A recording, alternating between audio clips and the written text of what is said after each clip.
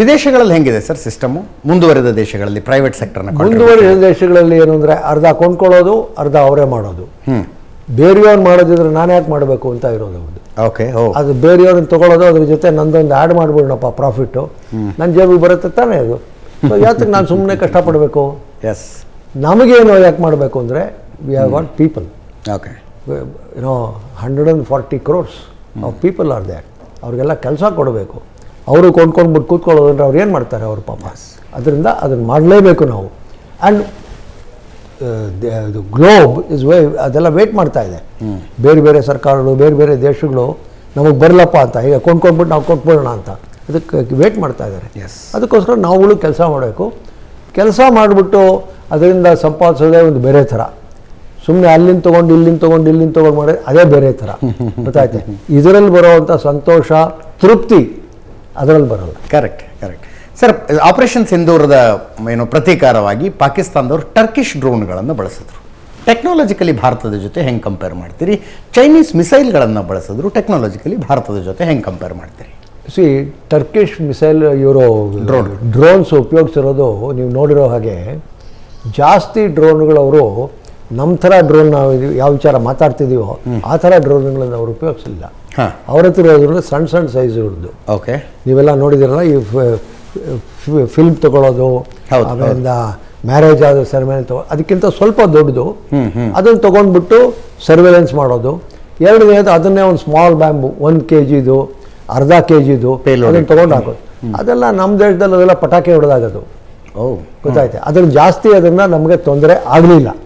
Air field ಯಾವುದುಗಳು ಕಷ್ಟ ಆಗಲಿಲ್ಲ ಅದನ್ನು.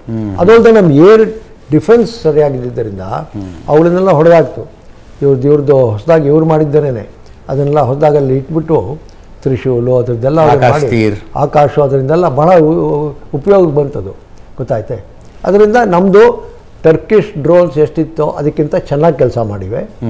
ಚೈನೀಸ್ ಡ್ರೋನ್ಸ್ ಏನು ಅಂದರೆ ಬೇಕಾಷ್ಟು ಥರದ್ದಿದೆ ಅದರಲ್ಲಿ. ಅವರುಗಳು ಬಹಳ ಕಿಲಾಡಿಗಳು, ಎಲ್ಲದನ್ನು ಇವ್ರಿಗೆ ಕೊಟ್ಟಿಲ್ಲ. ಅವರಿಗೆ ಕೆಲವು ವಿಚಾರಗಳು ಮಾತ್ರ ಕೊಟ್ಟರೆ, ಯಾಕಂದ್ರೆ ಇವರಿಂದ ದುಡ್ಡು ಬರೋದಿಲ್ಲ. ಹೌದು, ಹೋಗಿದ್ದೆಲ್ಲ ಬಿಟ್ಟು ಅದು, ಗೊತ್ತಾಯ್ತೆ, ಗೋವಿಂದ ಆಗಿಬಿಡ್ತದು.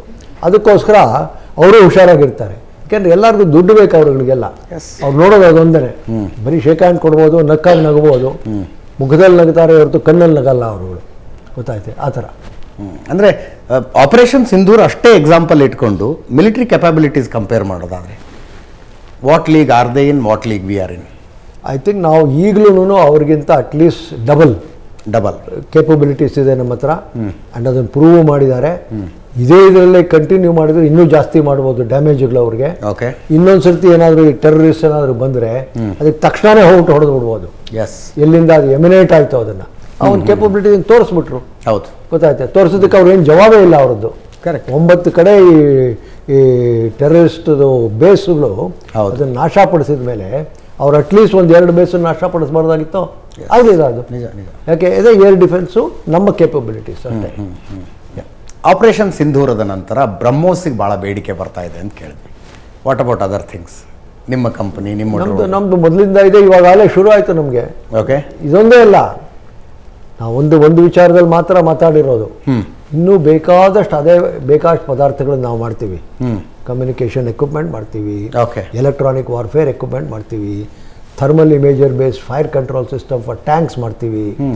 ಅದರದ್ದೆಲ್ಲ ಬೇಕಾಷ್ಟು ಡಿಮಾಂಡ್ಗಳಿದೆ. ಅದು ಅದರದ್ದೆಲ್ಲ ಈ ಕಾಲದಲ್ಲಿ ಇದನ್ನು ಮಾಡೋದ್ರ ಜೊತೆಗೆ ಅದನ್ನೂ ಬಲಪಡಿಸ್ಕೊಡ್ತಾ ಇದ್ದಾರೆ. ಸೊ ಅದರಿಂದ ಇಂಡಸ್ಟ್ರಿಗೆ, ಡಿಫೆನ್ಸ್ ಇಂಡಸ್ಟ್ರಿಗೆ ಇದು ರಸಾಯನದ ಥರ, ಗೊತ್ತಾಯ್ತೆ. ಅದು ಒಂದು ಒಳ್ಳೆ ವಿಚಾರ ನಮ್ಮಗಳಿಗೆಲ್ಲ. ಆ್ಯಂಡ್ ಅವ್ರಿಗೂ ಬಲಪಡಿಸ್ಕೋಬೋದು ನಮ್ಮ ಸೇನೆನ. Okay, S.